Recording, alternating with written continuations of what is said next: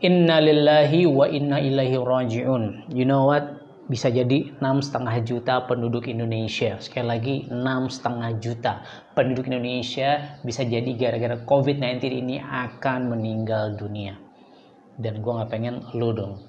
Gue gak pengen lu menjadi korban dari COVID-19 ini. Itulah kenapa lu harus tonton dan aplikasikan, amalkan apa yang akan gue bahas di video ini dan sebarkan video ini supaya Indonesia bisa terselamatkan dari COVID-19.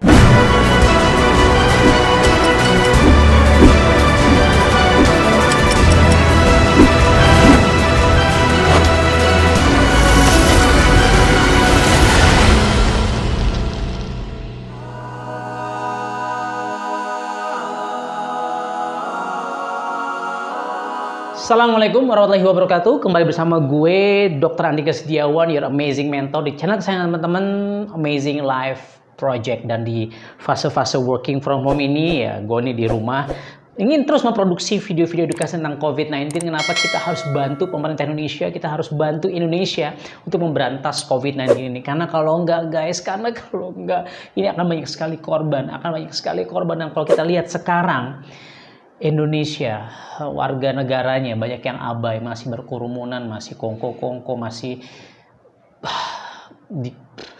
speechless guys. Yang jelas banyak dari mereka yang nggak paham apa yang sedang terjadi. Terutama mohon maaf orang-orang kecil di luar sana, orang-orang yang memang tidak terconnected dengan sosial media, tidak terconnected dengan televisi. They don't understand, dan mudah-mudahan Allah menjaga mereka. Ya, gue semalam lagi habis meeting Zoom online gitu ya. Terus baca baru aja tadi malam midnight Perdana Menteri India Modi ya, Mr. Modi itu mengumumkan bahwa India lockdown. Can you imagine 1,3 miliar penduduknya? Kita cuma 270 juta, ini 1,3 miliar penduduknya. Ya terbesar. India, China itu terbesar, dua terbesar di dunia. Dan di lockdown. Dan India itu, saya kesana beberapa kali gitu ya, itu kayak Indonesia banget lah. Banyak orang miskinnya, banyak orang nggak bisanya, banyak orang yang pendapatannya harian. Dan sangat banyak sekali orang-orang di sana yang istilah kata saking padatnya, sulit diatur, but they lockdown, padahal baru 10 yang mati. Sampai hari ini Indonesia sudah 686 ya kasus positif, dan sebenarnya percaya nggak percaya sih ya, rasanya jauh lebih banyak karena belum banyak yang diperiksa. 55 meninggal dunia dan sembuh 30, alhamdulillah. India 10 meninggal, sudah di lockdown. Dan ini di tanggal 24 Maret saya syuting video ini, artinya hari ke-23 ya, hari ke-24. Kemarin tanggal 1-2 Maret gitu pertama kali kita akhirnya mengumumkan 2 orang positif COVID-19. Yang jelas memang sebagai pemerintah Indonesia, dan saya pengen teman-teman benar-benar memahami apa yang saya sharingkan di video ini, memang nggak mudah untuk memutuskan sebuah strategi yang memang harus mereka jalankan.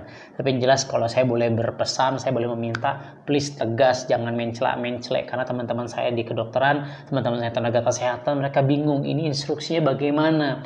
Ini sebenarnya guys, kalau gue ngeliat grup-grup WhatsApp teman-teman gue yang dokter, it's scary, it's horror guys. Dan gue pengen membantu dengan apa yang gue miliki, dengan apa yang gue bisa sesuai dengan bikin video ini, supaya kita bisa membantu untuk flatten the curve, untuk bisa melandaikan kurva penyebaran COVID-19 yang mematikan ini. Masalahnya lo tahu nggak ini mematikan? Ya, video-video gue sebelumnya lo bisa tonton. Dan sekarang gini, memang kalau lo jadi pemerintah, pilihannya memang sangat sempit. Kalau lo jadi presiden, kalau lo jadi orang yang memangku kebijakan di Indonesia, memang pilihannya sempit. Dan gue pengen lo paham supaya lu bisa melakukan sesuatu setelah lu nonton video ini. Yang pertama memang lockdown. Tapi bicara Indonesia, kebayang nggak sesuai dengan Undang-Undang Nomor 6 tahun 2018, kalau sudah di lockdown sebuah wilayah, ya sebuah kota misalnya Jakarta deh di lockdown, Bali di lockdown, apalagi Indonesia di lockdown, itu pemerintahnya harus menanggung makannya, menanggung ya istilah kata bagi-bagi makanan pokok, bagi-bagi sembako ke setiap penduduknya. Lu kebayang nggak? Kita punya duit nggak sih? Well, semoga punya duit lah ya, harusnya Indonesia kan negara kaya. Tapi anggap kita nggak punya duit dan segera bangkrut kalau kita bisa melockdown seperti itu. Belum lagi, memang kalau dari dunia kedokteran pengennya sih lockdown gitu ya, karena ya tadi penyebaran virus ini harus benar-benar dilokalisasi begitu. Cuman ya jangan-jangan isu opsi lockdown ini bisa menimbulkan lebih banyak permasalahan lagi. Apakah itu kegaduhan ekonomi, kegaduhan politik. Sekarang kemarin dua diumumkan positif aja langsung panic buying. Nah sekarang bagaimana kalau di lockdown, jarah menjarah, nauzubillah min zalik gitu. Yang punya duit mungkin dia akan nyetok, akan nimbun ya kriminalitas. Terus yang nggak punya duit akan menjarah orang lain yang punya duit. This is going to be a very very huge problem. Ini masalah besar guys, dan mudah-mudahan ini tidak terjadi. Dan kalau sampai terjadi, dan mungkin it's matter of time, kalau kita masih gini-gini aja, masih kerumunan, masih keramai-ramaian, sulit diatur, mungkin lockdown. Kalau sampai terjadi, waspadalah. Yang kedua memang teman-teman harus melakukan yang namanya physical distancing ya. Sekarang WHO tidak lagi menggunakan terminologi social distancing, karena secara sosial kita masih bisa berhubungan nih sekarang lewat Facebook, lewat YouTube, lewat WhatsApp, lewat meeting online, tapi physical distancing. So Anda harus menjaga jarak 1-2 meter lah, lebih aman dengan orang-orang di sekitar Anda. Orang-orang kalau Anda memang harus terpaksa keluar mencari nafkah, berjihad, pastikan protokolernya Anda aman, masker dan seterusnya, dan jaga jarak, jangan di kerumunan deh ya please, karena ini kita harus benar-benar membantu penyebaran si virus corona ini supaya stop gitu loh ya. Nah physical distancing ini dilakukan oleh negara Korea Selatan misalnya, dia nggak melakukan lockdown tapi berhasil. Kenapa? Karena bukan sekedar social distancing, bukan sekedar physical distancing yang cuman abal-abal, but they applied dengan disiplin. Mereka mengamalkan dengan sangat disiplin. Begitu semua orang disuruh stay at home. Lah kita orang nggak takut dengan virus corona. This is the problem. Dia bilangnya takutnya sama Allah. Virus corona itu ciptaan Allah. Iya, itu nggak salah. Benar, kita harus takut sama Allah. Tapi kan juga ya istilah kata gini ya, singa deh katakan. Ya singa itu juga ciptaan Allah. Terus ada singa datang ke masjid, ada singa datang ke rumah lo, ngendon di situ, terus kita masih mau di situ.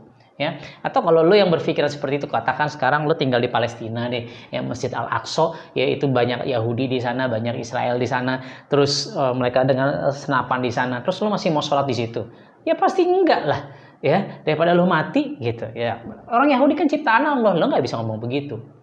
Ngerti maksud gue? So guys, ya jauhi keramaian. Sekarang yang masih harus ke gereja misalnya, yang harus ke masjid misalnya, ya kalau saya memilih untuk tidak lagi ke masjid. Ya kenapa? Karena bisa jadi saya positif. Karena masjid-masjid lingkungan rumah saya masih aktif sih, masjid saya belum di lockdown, tapi itu orang-orang tua semua. Saya nggak pengen saya membunuh mereka. Saya nggak tahu, jangan-jangan saya positif. Mungkin sekarang alhamdulillah tidak ada gejala, Allahu Akbar. Mungkin karena saya punya imunitas tubuh yang baik, tapi nggak tahu nih orang-orang tua, pensiunan-pensiunan yang sudah kakek-kakek, nenek-nenek yang masih suka ke masjid di rumah saya nggak tahu bagaimana kondisi imunitas mereka. So I save them by stay at home. Dan lu juga bisa melakukan itu. So please disiplin guys, karena kalau nggak, you akan positif. It's a matter of time. Dan masalahnya kekebalan tubuh lu kuat apa enggak. Pilihan yang ketiga, jadi yang pertama adalah lockdown, yang kedua lu benar-benar harus melakukan physical distancing dengan disiplin, dan it's like kayaknya memang ini adalah cara yang paling bagus, cara yang paling baik, dan harus dilakukan bersama, kita dukung bareng-bareng. Dan yang ketiga ini yang mengerikan menurut gue. Sebenarnya begini, sekarang dengan kita bicara Indonesia sudah mendatangkan rapid test, walaupun dengan darah ya, bukan swab test, bukan pakai lendir-lendir cairan-cairan tubuh kita gitu, tapi pakai darah ya katanya akurasi cuma 30%, artinya 70%-nya bisa jadi false negatif gitu, yang harusnya positif tapi tapi ternyata negatif. Padahal dalam konteks seperti ini kita harusnya justru harus ketika ada orang kita false positif aja, kita anggap positif supaya penata laksanaannya benar-benar dengan protokol kalau dia positif, instead of daripada kita memang menganggap dia negatif padahal positif. Can you imagine? Ya, dan saya khawatir begini, sekarang sudahlah bed di Indonesia nggak cukup, yang saya dengar cuma 2000-an bed, belum kita bicara ventilator. Untung Wisma Atlet dibangun gitu ya, jadi rumah sakit darurat, katanya ada tambah 2400 bed. Tapi yang jelas at the end ini akan menjadi seleksi alam. Ya hanya orang-orang yang memang positif, yang menimbulkan gejala, yang memang mungkin punya konektivitas, koneksi dan seterusnya bisa terawat. Tapi kita yang mungkin di luaran sana yang akhirnya sudah penuh bed sudah. Karena ini terjadi di Itali, ya di Inggris. Dokter-dokter tanda kutip berperan sebagai Tuhan. Kenapa? Mereka memilih mana yang mau dihidupkan, mana yang mau dimatikan, mana yang mau dibiarkan. Ya gampangnya begitu. Karena memang bednya nggak cukup, ventilator, alat bantu nafas nggak cukup. Dan kalau lo nggak do something, kalau lo nggak lakukan physical distancing, lo akan menjadi orang-orang yang turut menularkan dan memperburuk suasana.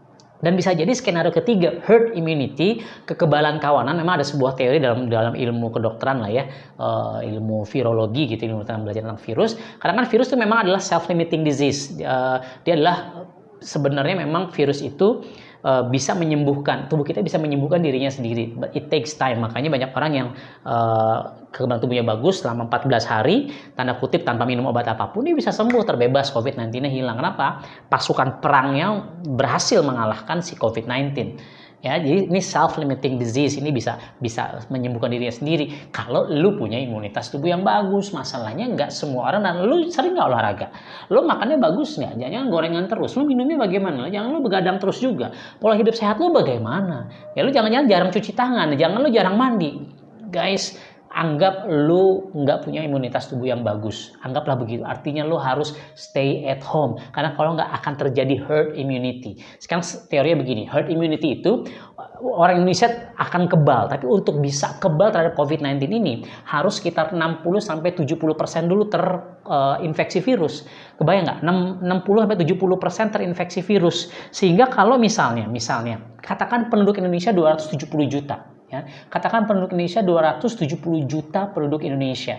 60%-nya aja itu 162 juta.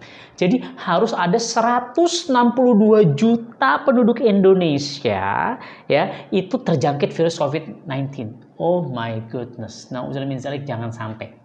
Ya, ini hitungan kasar aja. Dan sekarang kalau kita hitungan mortality rate-nya lah, fatality rate-nya rate kematiannya sekarang berapa? Ya kalau di dunia katakan 3,7%, di bawah 4%. Sekarang Indonesia masih 8%-an begitu dan sangat tinggi sekali. Well, sebenarnya karena yang terdiagnos positif sebenarnya lebih banyak daripada yang terdiagnos sekarang sebenarnya. Artinya memang ya anggaplah tingkat kematiannya 4% deh. Ya, 4% istilah kata Indonesia bagus bednya, cukup bednya, ruang isolasinya, si ventilator, dokter-dokternya cukup. Sekarang aja dokter hampir setiap hari ada yang meninggal, guys. Serius. Ya, kemarin aja ada 6 orang, 1 dokter, 6 tenaga kesehatan. Can you imagine kalau dokter habis, tenaga kesehatan habis gara-gara lu sering keluyuran? This is going to be a very very nightmare. Ini sangat-sangat mengerikan. Jadi kalau 4% dari 162 juta, oke, 270 juta, 60%-nya 162 juta. 4%-nya ini angka bagus nih. 4% dari 162 juta adalah 6.480.000 rupiah. 6.480.000 manusia di Indonesia. Sekali lagi, gampangnya 6,5 juta. 6,5 juta manusia Indonesia akan meninggal dunia gara-gara COVID-19 virus ya beberapa pekan ke depan. Nauzubillah min zalik, semoga Allah segera mencabut wabah COVID-19 di Indonesia dan di dunia. Ya, semoga teman-teman juga bisa melakukan pola hidup bersih dan sehat supaya teman-teman juga terbebas dari COVID-19. Dan yang Anda harus pastikan adalah selain Anda gaya hidup sehatnya harus ditingkatkan, Anda edukasikan teman-teman di sekitar Anda. Ya, share video ini ya, bukan untuk saya dapat monetize, enggak. Ini channel baru saya bangun kok, belum dimonetize. No, kita sekarang lagi genting, guys. Kita lagi bicara darurat. Ya, sebarkan video ini supaya teman-teman di luar sana terselamatkan. Kalau Anda ingin menjadi bagian dari yang menyelamatkan 6,5 juta penduduk Indonesia meninggal dunia. Kebayang 6,5 juta. 6,5 juta. Dan itu bisa jadi orang tua Anda, sahabat Anda, teman-teman Anda, guru Anda. Subscribe, like, comment, and share. Saya Andika. Stay healthy, stay safe, guys. Stay happy, and stay at home. Assalamualaikum warahmatullahi wabarakatuh.